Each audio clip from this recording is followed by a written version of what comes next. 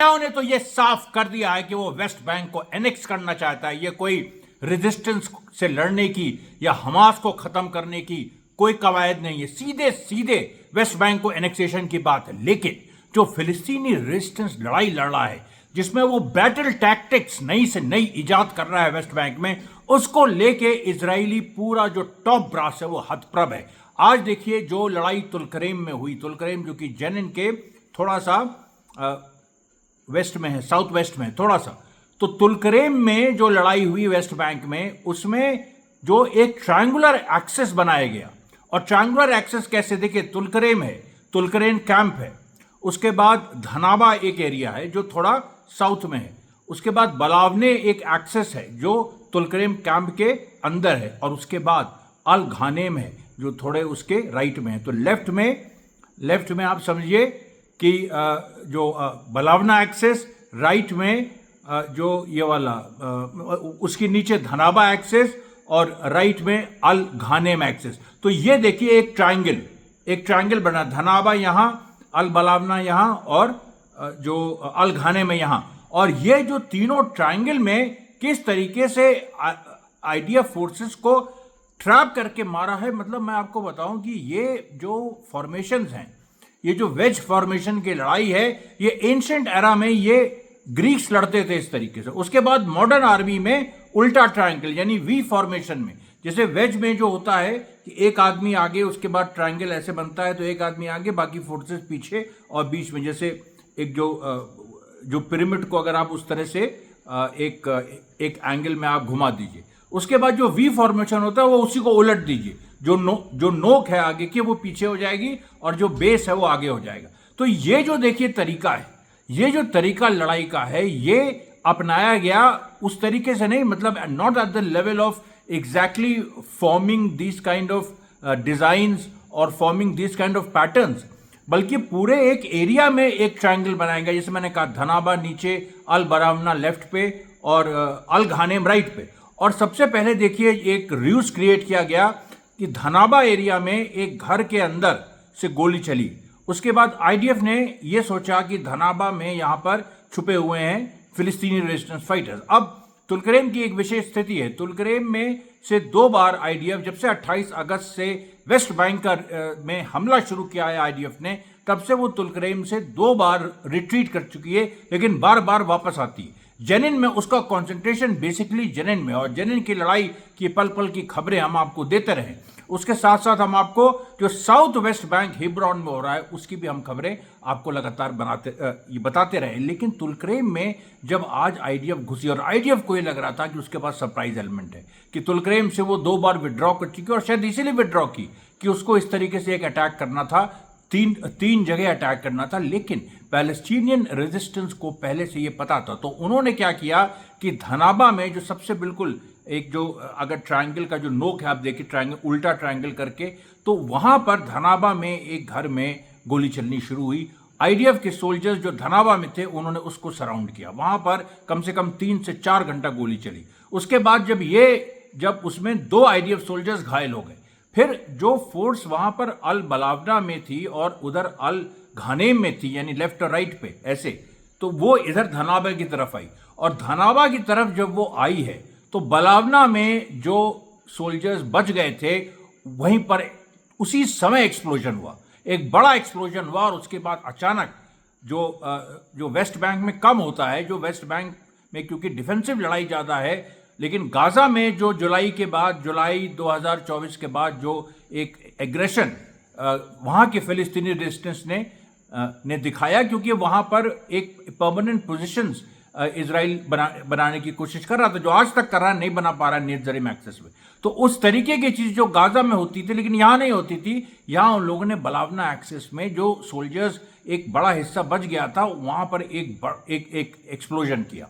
और वो एक्सप्लोजन जो है वो कोई माइंस नहीं थी, उसमें उन लोगों ने एक्सप्लोजन किसी प्रोजेक्टाइल से फेंका। अब ये बताइए कि प्रोजेक्टाइल से तो लॉन्चर्स होते हैं, शोल्डर लॉन्चर्स, और शोल्डर लॉन्चर्स के बारे में मैंने आपको बताया था कल परसों कि किस तरीके से वेस्ट बैंक की लड़ाई में ज़्यादा से ज़्यादा जो आरपीजी लॉन्चर्स फिलिस्तीनी रेजिस्टेंस यूज कर रहा है, this has taken Israeli soldiers by surprise and they have also started using the same kind of tactics कि वो भी शोल्डर से आरपीजी लॉन्चर्स से जवाब दे रहे हैं। लेकिन यहां पर जो प्रोजेक्टाइल जिस प्रोजेक्टाइल से एक्सप्लोजिव्स फेंके जा रहे हैं इजराइल की तरफ, एक तो जो माइंड होते हैं वहां पर ब्लास्ट होता है, उसके बाद कुछ ऐसे एक्सप्लोजिव्स हैं जो एक खास टेक्निक से, जो अब इसी में देखिए यहीं पर पेच है, क्योंकि वो जो मेडिवल एक टेक्निक होती थी जिसमें एक पूरा जब गन पाउडर का इन्वेंशन नहीं हुआ था तो बड़े बड़े पत्थरों में, स्ट्रॉज में आग लगा के उसको ऐसे एक लीवर के थ्रू फेंका जाता था। तो वो चीज़ एग्जैक्टली वो चीज़ हो रही है, या कुछ और कुछ नया कोई इस तरह की वेपनरी हमास ने और फिलिस्तीनी रेजिस्टेंस ने इजाद की है जो वेस्ट बैंक में खासतौर पे यूज हो रही है। क्योंकि जो फ्लाइंग प्रोजेक्टाइल्स है ये कहाँ से आ रहे हैं? ये नई मिसाइल लॉन्च हो सकती है, फ्लाइंग प्रोजेक्टाइल्स नहीं हो सकते। तो मैं बता रहा था कि अल बलावना में जो इस तरीके से फ्लाइंग प्रोजेक्टाइल से डिवाइस, एक्सप्लोजिव डिवाइस आके इजराइलीज के बीच फटी, and it caught them of guard, बिल्कुल वो सकते में आ गए। और उसके बाद अचानक जो फिलिस्तीनी फाइटर्स हैं वो सामने आए, वहाँ पर उन्होंने गोली चला दी। और जो वहाँ पर जो गोली चली है अल बनावना में, तो जो आईडीएफ सोल्जर्स जो कुछ बुलेट प्रूफ वेस्ट भी पहने थे, जो उनके ऑफिसर्स खासतौर पे, वो सबसे पहले भागे। और उसके बाद जो आईडीएफ सोल्जर्स का एक जो सिपाही थे उनको चुन चुन के फिलिस्तीनी रेजिस्टेंस ने मारा है।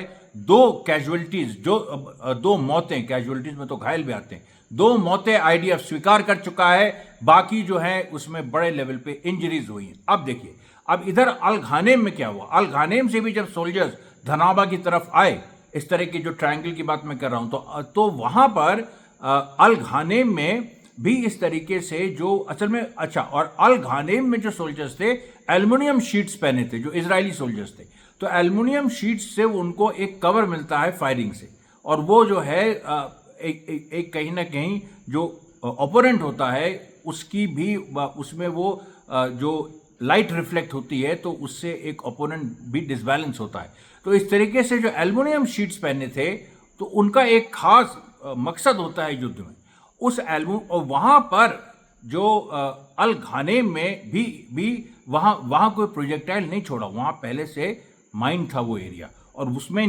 पूरा मतलब एक्सप्लोजन हुआ।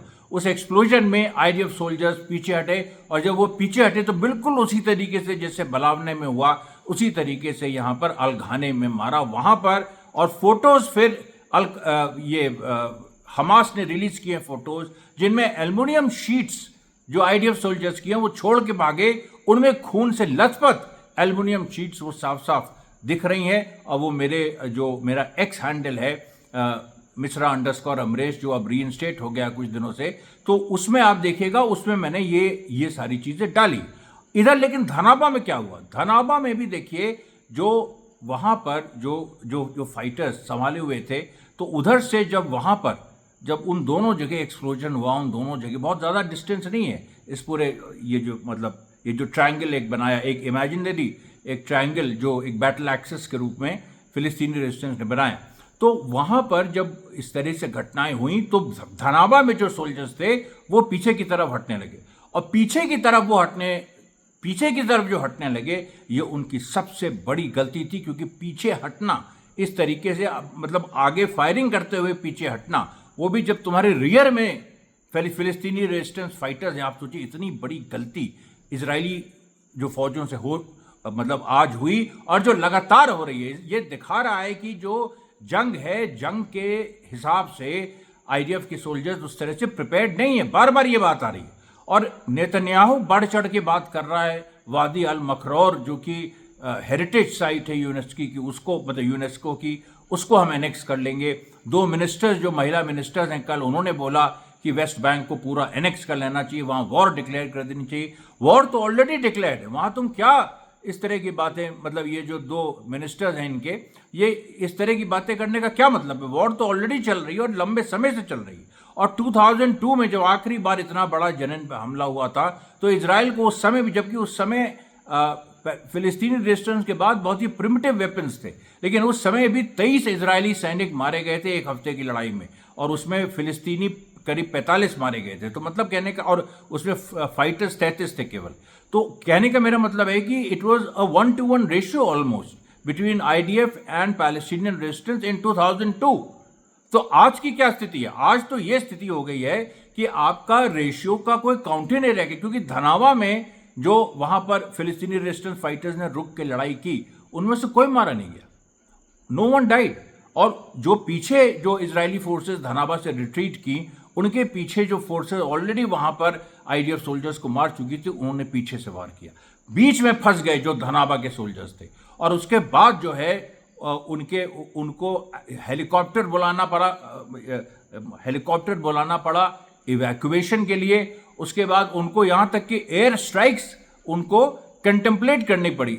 जो F-35 प्लेन्स हैं, अभी एयर स्ट्राइक्स बहुत कम हुई है ये मतलब वेस्ट बैंक में। उस तरीके से गाजा में इतनी भयंकर बमबारी हुई, वो वेस्ट बैंक में अभी नहीं हुई। अभी जो वेस्ट बैंक के एरियल अटैक्स हैं वो ज़्यादातर ड्रोन से हैं, जिसमें अबू शुजा भी मारे गए, कुछ और भी कमांडर्स मारे गए।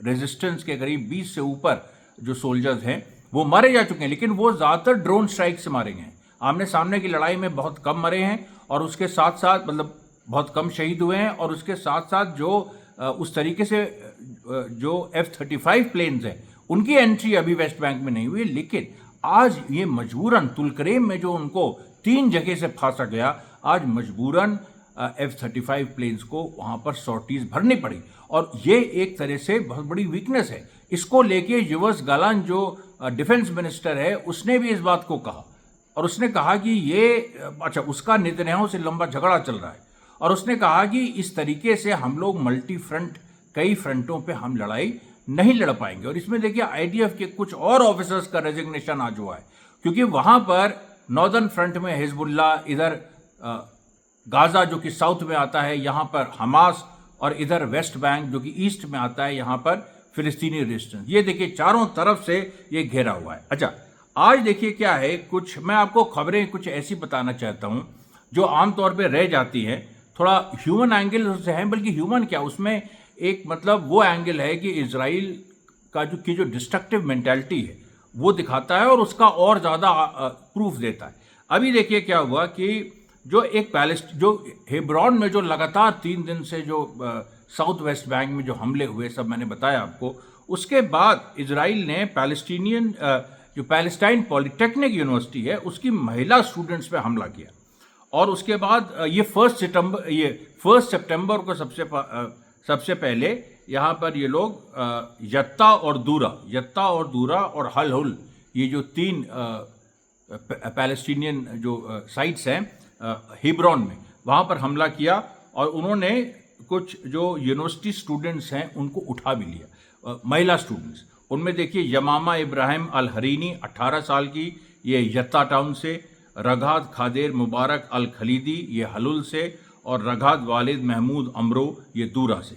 और ये जो एक पूरी चीज़ है कि ये जो यूनिवर्सिटी है, ये जो पॉलिटेक्निक यूनिवर्सिटी है पैलेस्टीनियंस की, इसमें इसकी खासियत यह है कि इसने पहले भी काफ़ी फाइटर्स प्रोड्यूस किए हैं। और वहाँ पर एक बहुत वरिष्ठ एक दीमा अल वावी, जो कि पहले इजरायली फोर्सेस ने उनको इम्प्रिजन किया था, फिर उनको छोड़ा, उनको भी समन्स हुए, उनका भी फील्ड इंटरोगेशन हुआ। फील्ड इंटरोगेशन जो गाजा में तो वो सीधे फील्ड इंटरोगेशन के नाम पे सीधे गोली मारते हैं। वेस्ट बैंक में वो एक सेना बुलाती है, सबके सामने बेइज्जत करती है, कुछ ह्यूमिलेट करती है और फिर छोड़ देती है। तो उस तरीके से देखिए जो महिलाओं पे एक, और यूनिवर्सिटी जो स्टूडेंट्स है महिला, उन पे जो अटैक हुआ। उसके बाद देखिए जनिन में, कफ्रदान में एक और हृदयवर्धक घटना हुई कि एक 58 साल के ऐमन रजा आबेद, अब ऐमन रजा आबेद देखिए ये एक मशहूर नाम है। इनके 2 बच्चे जो हैं वो ऑलरेडी प्रिजन में हैं, और एक जो लड़का है वो फाइटर है और वो अंडरग्राउंड है। उस लड़के की, जबकि उस लड़के की जानकारी भाई पेरेंट्स को नहीं रहती है कि कहाँ वो जो उनके लड़के लड़ रहे हैं। तो उस लड़के की जानकारी निकालने के लिए इजरायलियों ने इनको टॉर्चर कर करके मार डाला। कफ्रदान की ये खबर है। और ये देखिए इसको लेके पूरी दुनिया में एक बड़ा इशू बना है। तीसरी बात देखिए, जो कल जो स्ट्राइक हुई, और जिस तरह की स्ट्राइक हुई उसमें डॉक्टर्स भी स्ट्राइक पे गए, जो इजराइल के अंदर स्ट्राइक हुई। इजरायली सिटीजन्स का, जो मैंने आपको कल जो बात कही थी कि इजरायली अखबारों ने लिखा कि जो सोशल कॉन्ट्रैक्ट इजरायली जनता और इजरायली सरकार में था वो टूट गया है, क्योंकि इजरायली जनता और इजरायली सरकार में ये कॉन्ट्रैक्ट था। मैं फिर आपको बताता हूं कि इजरायली जनता कोई भी काम करे, गलत सही कोई भी काम करे, क्योंकि इजराइल उस तरह की कोई डेमोक्रेसी नहीं है, इलेक्शन वहां होता रहता है, but it is based, the whole country is based on apartheid and colonialism, number one. Number two, वहां पर एक एबनॉर्मल सा रिलेशनशिप है between its people and the rulers. जैसे एंशिएंट रोम में होता था, जहाँ स्लेवरी भी थी, लेकिन एक कहने के लिए सेनेट भी होता था। और अब उसी की तरह यहाँ भी इजराइल में जो वो जो एक जो करार, एक तरह से करार कहिए रूलर्स और रूल में है, वो ये है कि भाई हम, स्पेशली जनता ये समझती है कि हमारे हुक्मरान कुछ भी करें, गलत करें सही करें, हम उनको सपोर्ट करेंगे प्रोवाइडेड हमारी सिक्योरिटी का वो ध्यान दें। तो ये होस्टेजेस को जो नहीं छुड़ा पाया है, जो नेतन्याहू नहीं छुड़ा पाया है, इसने इस पूरे कॉन्ट्रैक्ट को एकदम धूल में मिला दिया।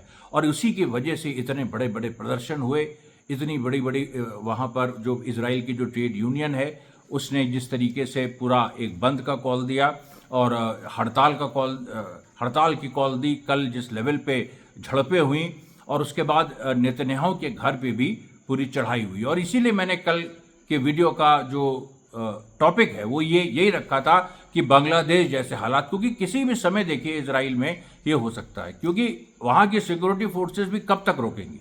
हालांकि वो लोग बहुत ज़्यादा मतलब फैसिज्म में मतलब ट्रेंड हैं, और उनकी जो मेंटालिटी है वो एंटी पीपल है, वो तो इजरायलियों, क्योंकि इजरायली भी भाई जो मेजॉरिटी है वो अफ्रीका से आई है, यहाँ से आई है। जो अश्केनाजी जो एक माइनॉरिटी रूल करती है वो उसका अलग ये है। लेकिन फिर भी जितने भी वो जालिम हो, जितने भी वो ब्रूटल हो, या जितने भी बिल्कुल एक तरह से कमिटेड टुवर्ड्स द स्टेट हो इंस्टेड ऑफ द पीपल, जो इजरायली सिक्योरिटी फोर्सेज हैं, स्पेशली जो पुलिस फोर्सेज हैं, वो वनरेबल हैं। और वो भी कभी भी इस तरीके से जो होस्टेजेस की रिहाई की मांग करते हुए जो इजरायली सिटीजन लगातार एजिटेट कर रहे हैं, उन पे गोली चलाने से मना कर सकती है, या उन पे घोड़े दौड़ाने से वो मना कर सकती है। अच्छा, उसके बाद देखिए एक बड़ी ज़बरदस्त खबर आपको बताएं कि जेनिन में जो ब्लॉकेड इजराइल ने लगाया हुआ, कोई खाना नहीं पहुंच रहा, कोई मतलब it is cut off from water, जैसे गाज़ा में शुरू में किया था वैसी स्थिति है। गाज़ा में तो अब एक नए तरीके फ़लस्तीनी रेजिस्टेंस ने निकाल लिए। जेनिन में क्या, जेनिन में 28 अगस्त से एक पूरा इजराइल ने अनऑफिशियली पूरा उस एरिया को बंद कर रखा। वहाँ खाना नहीं पहुँच सकता, वहाँ पानी नहीं है, वहाँ पर बिजली नहीं है। तो अब आप सोचिए, अब आप ये देखिए कि ट्यूबस जो जेनिन से करीब 20-22 किलोमीटर दूर है, ट्यूबस मतलब जेनिन के थोड़ा साउथ में पड़ता है। ट्यूबस में एक पैलेस्टीनियन फाइटर यजान अल मुस्लिमानी, ये एक पैलेस्टीनियन फाइटर, बहुत लेजेंडरी, ये 26 अगस्त 2024 में शहीद हुआ था ट्यूबस में लड़ते हुए।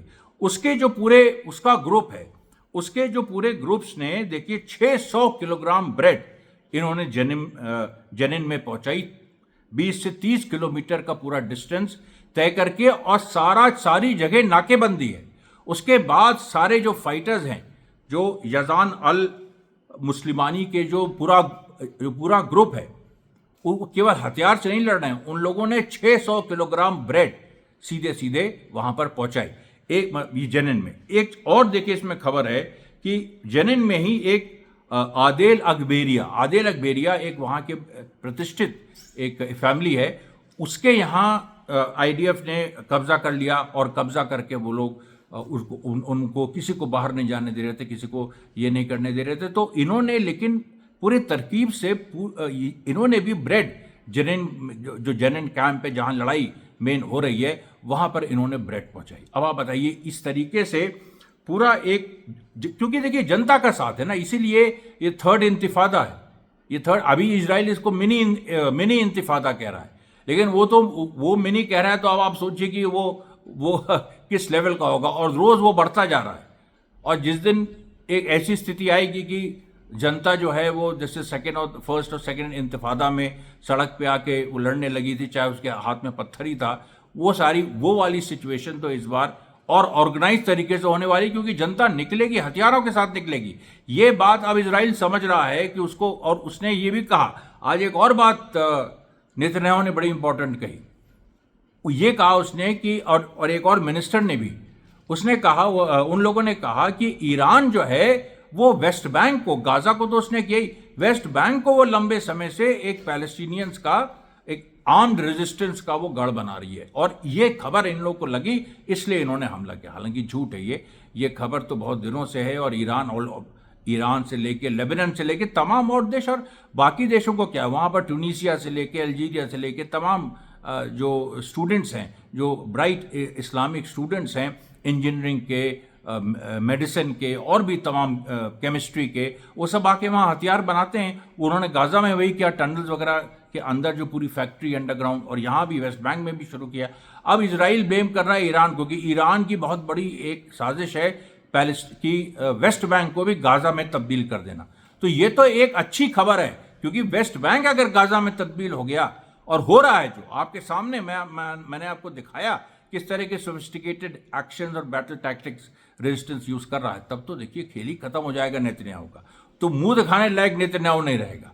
ये जो एक बहुत ही बारीक बात है, इस चीज को देखिए नेतन्याहू भी समझ रहा है, सब लोग समझ रहे हैं। और उसके ऊपर जो ये, उसके बाद जब नेतन्याहू कहता है कि हम जो है वो इसको एनेक्स कर लेंगे, और हम इस तरह की वादियों को एनेक्स कर लेंगे, और उसमें भी मैं आपको किस्सा बताता हूं कि एक क्रिश्चियन फैमिली जो वेस्ट बैंक की है, उस पर किस तरह से इजरायली आईडीएफ ने जुल्म ढाए लंबे समय से, इजरायली सेटलर्स और आईडीएफ ने मिलकर, और उन लोग का भी बड़ा हिस्टोरिक रेजिस्टेंस है, एक परिवार का, एक क्रिश्चियन फैमिली का, पैलेस्टीनियन क्रिश्चियन फैमिली का आईडीएफ का अगेंस्ट जो रेजिस्टेंस है।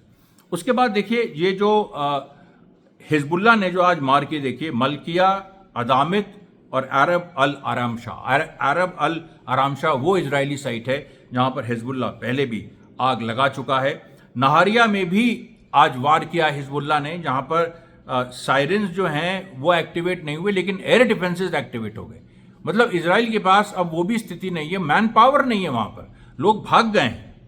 उसके बाद देखिए फिर आईडीएफ, अच्छा आईडीएफ जो लेबनान पे हमला कर रहा है वो बहुत ही सतही जगह पे कर रहा है जहां आबादी नहीं, जबाइन, शहीन, जबकीन, यातेर, हालांकि 2 लोग लेबनान में ऐसी घटनाओं में 2 लोग मारे गए हैं, जो लेबनीज सिविलियंस, लेकिन फिर भी जिस इंटेंसिटी से हमला हो रहा था, जिस इंटेंसिटी से इजराइल हमला कर रहा था लेबनान पे, वो आधी से भी कम वो इंटेंसिटी हो गई। उसके बाद देखिए जो हलीमा अल सादिया एरिया है, जो जेनिन के ईस्टर्न नेबरहुड में है, ये वही एरिया है जहां पर भारी मात्रा में खाद्य सामग्री पहुंचाई गई है। तो हलीमा अल सादिया और हरीतिया में कल लड़ाई हुई थी। हलीमा अल सादिया में आज कम से कम 8 से 9 घंटे लगातार गोली चली है, और अंत में इजरायली फोर्सेस को वहां से पीछे हटना पड़ा है, क्योंकि जेनिन जो कैंप है, जो जेनिन रिफ्यूजी कैंप है, उसके आगे पड़ता है हलीमा अल सादिया, और उस पूरे एरिया को फिलिस्तीनी रेजिस्टेंस ने बैरिकेड कर रखा, उन्होंने डिफेंड किया। यहां पर देखिए बिल्कुल दूसरी टैक्टिक, जहां केवल डिफेंड किया, और उस डिफेंड करने में आपने मतलब इस तरीके से इतनी लंबी लड़ाई खींची। उसके बाद यमन ने आज देखिए जो सोनिन जो ग्रीक जहाज था उसको जो मारा, उसके बाद ग्रोटॉन जहाज को मारा, और आज ब्लू लगून जो मैंने कल बताया था कि 2 घटनाएं हुई हैं, उसमें से एक घटना की डिटेल्स आए कि ब्लू लगून नाम की जो शिप है वो, उस पर यमन ने जबरदस्त वार किया, और वो भी अब तो यमन पूरी तरह से डिस्ट्रॉय करने के लिए कर रहा है। ये भी नहीं है कि वो हल्की फुल्की मार कर रहा है जिससे शिप्स पीछे हो जाए, अब वो खुल के मार कर रहा है। और बल्कि इसमें देखिए एक वेस्टर्न एनालिस्ट ने कहा कि यमन जैसी ताकत ने दुनिया का जो सबसे one of the most important waterways जो रेड सी है, जहाँ से बिजनेस जाता है, जहाँ मतलब अगर रेड सी को जैसे उसने बंद कर दिया तो दुनिया का 70% प्रॉफिट्स गिर गए, because Cape of Good Hope से होके शिप्स को जाना पड़ रहा है, और जो वायलेट करने की कोशिश कर रही हैं उनका इस तरह से बुरा हाल हो रहा है। तो यमन जैसे छोटे देश ने पानी पिला दिया न केवल इजराइल को, बल्कि क्योंकि इंटरनेशनल वाटरवे है ना रेड सी पे आपने कब्जा कर लिया, मतलब आपने बिजनेस का एक बहुत बड़ा, सारे यूरोपियन और अमेरिकन देशों की बिजनेस पे आपने बड़ा हमला किया। उसके बाद देखिए गाजा में जैसे एक लगातार हो रहा है, आज भी करीब about 39 people civilians have been killed so far in और बल्कि उनको कहना चाहिए शहीद हुए इन इजरायली बॉम्ब में। लेकिन वहीं पर गाज़ा में अल जैतून जो नेबरहुड है, अल जैतून नेबरहुड में आज एक बड़ा एक इंसिडेंट हुआ जब करीब 3 जो आईडीएफ बुलडोजर्स हैं उन पे हमला हुआ और तीनों के तीनों बेकार हो गए। और फिर 2 मरकबा टैंक्स आए, वो मरकबा टैंक्स भी बेकार हो गए। और उसके बाद हेलीकॉप्टर से फायरिंग हुई, और हेलीकॉप्टर से जो फायरिंग हुई उस पर वापस हेलीकॉप्टर पे मारा। मैं तो पहले ये चीज़ जो सैम 7 मिसाइल से फिलिस्तीनी रेजिस्टेंस इजरायली हेलीकॉप्टर्स को निशाना बना चुका है, लेकिन ये जो आज है ये तो इन लोगों ने बाकायदा मशीन गन से, क्योंकि हेलीकॉप्टर को भी तो काफ़ी नीचे आना पड़ता है ना गोली चलाने के लिए, तो इन लोगों ने हेलीकॉप्टर से सीधे कम्बैट किया। मतलब it is a unique air to surface combat, जिसमें आप ऊपर से गोलियां चल रही हैं, नीचे से गोलियां चल रही हैं ये अच्छा। उसके बाद देखिए जो तुलकरैन कैंप में जो जिस तरीके से वहाँ पर तीनों जगह मार हुई, आईडीएफ को बड़ा एक मतलब एक बड़ा झटका लगा। कई जो कैप्टिव्स हैं, जो एब्डक्शंस वेस्ट बैंक में आईडीएफ कर रहा है, उन एब्डक्शंस को रोकना पड़ा। ये देखिए एक बड़ी चीज़ हो गई। उसके बाद एक खबर आई है कि जो पोलियो वैक्सीन है, अच्छी खबर है, ये पोलियो वैक्सीन को हमास ने अपने हाथ में ले लिया है और हमास ने अब तक 1 लाख से ऊपर बच्चों को वो पोलियो वैक्सीन दे चुका है। क्योंकि पोलियो का, जैसे आप जानते हैं कि बहुत बड़ा एक स्केयर हुआ था कि पोलियो फैलने का डर है पूरी दुनिया में, चाहे वहाँ लोग भूखे मर रहे हैं, लेकिन पोलियो वैक्सीन पहुँचने लगी थी। और ये था कि इजरायली फोर्सेज उनको डिस्ट्रीब्यूट करेंगे, लेकिन हमास ने जबरन अपने कब्जे में लेके और पोलियो जो शॉट्स हैं वो बच्चों को दे रहे हैं। देखिए हर तरह का काम, हर तरह का फ्रॉम मेडिकल टू मिलिट्री ये काम हो रहा है। उसके बाद देखिए बेथलेहम वेस्ट बैंक में हुसैन में एक बड़ा कन्फ्रंटेशन हुआ आईडीएफ फोर्सेस के साथ। यहाँ पर आईडीएफ को उम्मीदें थी बेथलेहम, भाई बेथलेहम में जेरूसलम के पास, वहाँ पर वो इजरायली गढ़ है, वहाँ पर जेरूसलम में नेतन्याहू का दूसरा घर है, वहाँ पर एक्सप्लोजिव्स पहली बार ऐसा हुआ है। बेथलेहम में अभी तक रन ओवर ऑपरेशन वगैरह होते रहे, बेथलेहम में एक्सप्लोजिव्स छोड़े गए। और ये जो वही बात है जो पैलेस्टीनियन रेजिस्टेंस फोर्सेज हैं किस तरीके से एक्सप्लोजिव्स छोड़ रही हैं। कुछ लोग तो हाथ से अपने रख के आ रहे हैं, जो गाजा में भी हुआ था। आज पहली घटना इस तरह की बेथलेहम में भी हो गई, और वहाँ पर भी IDF soldiers they were caught of guard, और 2 आईडीएफ सोल्जर्स वहाँ भी मारे गए। आप देखिए इस पे मत जाइए, ये बहुत लोग पूछते हैं मुझसे कि आईडीएफ सोल्जर्स 2 मारे जाते हैं और फिलिस्तीनी कई मारे जाते हैं। देखिए ये तो कोई भी रेशियो आप वियतनाम वॉर में देखिए, 58,000 American were killed and 1 million Vietnamese lost their life. Because civilians को जो है मारना, ये इंपीरियल पावर अपना सिविलियंस को मारती है, इसलिए कैजुअलिटीज ज़्यादा होती है। लेकिन सवाल यह है कि जो 58,000 वियतनाम वॉर में अमेरिकन मारे गए, उसके रेशियो में वियतनामीज फाइटर्स एक्चुअली कितने मारे गए, इसकी कभी कोई स्टडी नहीं हुई है। वियतनामीज फोर्सेज ने अपनी स्टडी की है जो काफ़ी चौंका देने वाली है। फिर देखिए हिजबुल्लाह ने आज जो पूरे हमले किए, और भी अवीविम और मनारा में इन 2 जगह जो हिजबुल्लाह ने आज मार की है, उसमें देखिए अवीविम भी लगभग छोड़ चुके हैं, इजरायली छोड़ चुके हैं। और नॉर्थ में तो ये हालत हो गई है कि जो नॉर्दर्न फ्रंट है उससे लोगों को हटा के वेस्ट बैंक में लगाया जा रहा है। तो वहाँ हैं कितने लोग? नॉर्दर्न फ्रंट में गिनती के आईडीएफ की फोर्सेस बच गई हैं, वहाँ से आप हटा के उनको वेस्ट बैंक में आप उनको लगाने की बात कर रहे हैं। तो बताइए ये चीज़ कैसे होगी, ये चीज़ संभव कैसे? उसके बाद देखिए जो फिर देखिए कलकिलिया, ये अल खलील में हेब्रोन में भी अल फवार कैंप में आज पहली बार जनता सड़क पे आई। जो 3 घटनाएं हेब्रोन में घटी हैं पिछले 3 दिनों में, इब्राहिमी मस्जिद से लेके, तरक्यूबे से लेके, और जो गश इट्जियॉन और बाकी सेटलमेंट्स में, आज अल फवार जो वहाँ पर फिलिस्तीनी कैंप है, वहाँ पर जनता सड़क पे आई। आईडीएफ की फोर्सेस के साथ 2-2 हाथ हुए और आईडीएफ की फोर्सेस को पीछे हटना पड़ा। इसी तरीके से ट्यूबस, नाब्लस, इन सारी जगहों पे लगातार लड़ाइयाँ चल रही हैं। कलकिलिया में भी एक्सप्लोजिव डिवाइसेस, अब कैसे ये हो रहा है भाई, मुझे भी ताज्जुब हो रहा है कि एक्सप्लोजिव डिवाइसेस, ये ऐसा तो है नहीं ना कि वेस्ट बैंक को पूरा माइन से बिछा दिया। नहीं तो इजरायली सोल्जर्स जो हैं, वो जो इंस्ट्रूमेंट्स हैं जो कि माइंस को डिटेक्ट करते हैं, उनको हाथ में लेके चलते हैं ना, उनको हाथ में लेके चलते हैं। हम लोग ने देखा है कि माइंस वाली वॉरफेयर कैसे होती है, जो कोसोवो में भी हुई थी, जो उधर यूगोस्लाविया में भी हुई थी, वियतनाम में बहुत मतलब हुई थी। तो उसको जवाब देने के भी तरीके हैं। लेकिन इजरायली सोल्जर्स हैं वो उस तरह का इक्विपमेंट कैरी नहीं कर रहे हैं, क्योंकि वो एक्चुअली माइंड वो एरियाज नहीं है। कुछ जगह हैं जेनिन में, तुलकरेम में, लेकिन अब अल खलील में या मतलब कलकलिया जो कि वो भी ये रमल्ला के पास है, लगभग सेंट्रल वेस्ट बैंक में, वहाँ पर एक्सप्लोजिव्स जो हैं वो सीधे उनको हिट कर रहे हैं, वो किसी प्रोजेक्टाइल से फेंके जा रहे हैं। ये चीज़ इजरायली नहीं समझ पा रहे हैं और उनका ये नहीं समझना यही सबसे बड़ी बात है। दूसरी बात देखिए, जो एक और खबर सामने आई, एक सोल्जर है जिसका नाम है हदार गोल्डन इजरायली सोल्जर है। उसको 10 साल हो गए, वो अभी तक एक होस्टेज है हमास का। तो हमास ने क्या किया कि उसने एक पोस्टर रिलीज किया।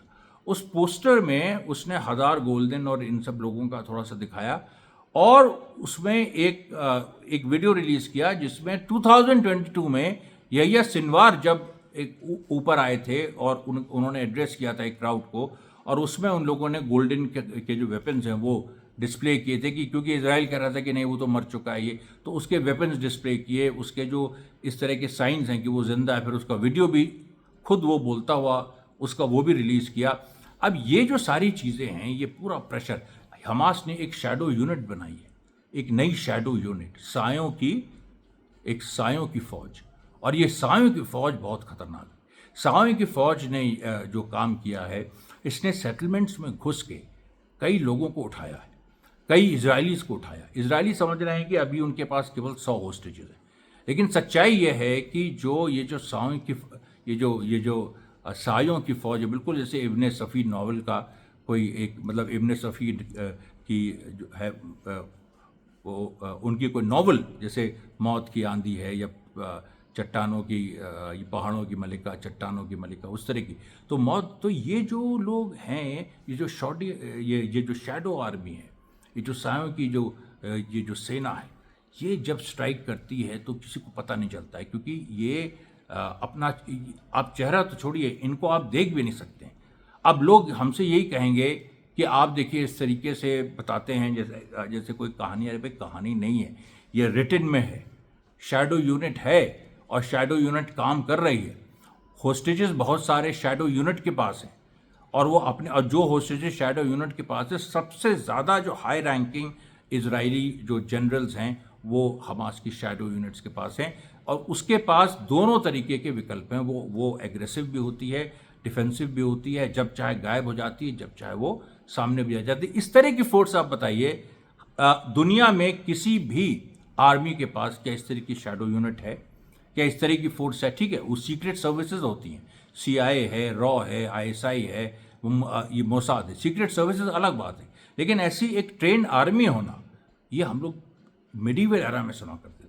मुगल आर्मी के पास एक ऐसी सेना थी जो अंतिम समय में जो काम में आती थी, और उसने बहुत सारी लड़ाइयों में बड़ा डिसाइसिव रोल प्ले किया, स्पेशली जो ईस्ट इंडिया कंपनी के खिलाफ जो चाइल्ड्स वॉर औरंगजेब ने लॉन्च की थी 1686 से 1690 तक, जो चाइल्ड्स वॉर जिसको कहते हैं। जोशुआ चाइल्ड उस समय ईस्ट इंडिया कंपनी का वो मेन डायरेक्टर था, तो और भगा दिया था, औरंगजेब ने ईस्ट इंडिया कंपनी को इंडिया से पूरा भगा दिया था। उस वॉर में भी ये जो आर्मी है, शैडो आर्मी मुगल्स की, वो उसने अपना जलवा दिखाया था। तो ये देखिए पूरी सिचुएशन है, उसमें नए नए डेवलपमेंट लगातार हो रहे हैं। और आज बिरजिट यूनिवर्सिटी रमल्ला में भी IDF ने, जैसे हमने बताया हिब्रॉन में पॉलिटेक्निक यूनिवर्सिटी में, उस तरह से बिरजिट यूनिवर्सिटी रमल्ला में, वहाँ भी IDF के लोग घुसे, आतंक बनाए, मतलब आतंक मचाया, लेकिन कुछ कर नहीं सके, क्योंकि वहाँ जो पूरे छात्र हैं उन्होंने खुद ही विरोध कर दिया, और उसके बाद ऐसा विरोध किया कि उसमें से कई लोगों ने पूरा जो सुवेज लाइन्स है वो खोल दी।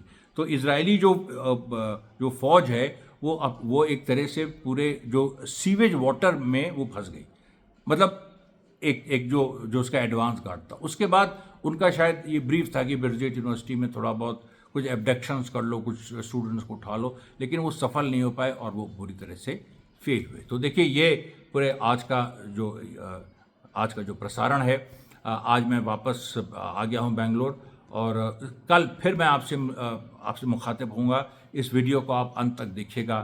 धन्यवाद साथियों, बहुत बहुत धन्यवाद।